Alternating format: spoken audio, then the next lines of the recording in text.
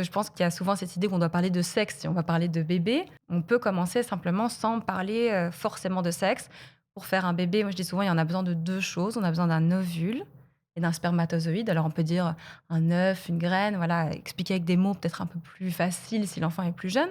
Mais certaines personnes dans leur corps ont, des ovules et d'autres personnes ont des spermatozoïdes, puis ça se trouve dans les testicules. Pour faire un bébé, il faut que, l'ovule et le spermatozoïde se rencontrent à l'intérieur de l'utérus et une fois qu'ils se sont rencontrés, ça crée cette première partie du bébé qui va se développer à l'intérieur de cette poche spéciale qui est l'utérus et ça va grandir comme ça pendant généralement 9 mois et puis que le bébé peut sortir, soit par, voie basse, donc il sort par le vagin ou il sort par, césarienne. Donc là, on peut parler aussi de l'histoire de cet enfant et comment est-ce qu'il est venu au monde.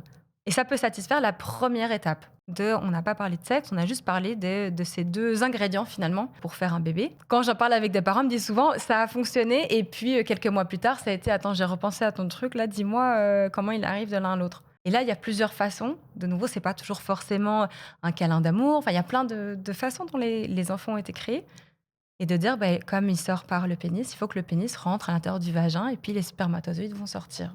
Après, il y a les parcours PMA, il y a l'adoption, donc ça va être aussi différent pour les enfants. On peut parler de l'histoire spécifique de cet enfant-là. Donc c'est une bonne opportunité de parler même de la diversité des familles, des différentes façons dont on fonde une famille.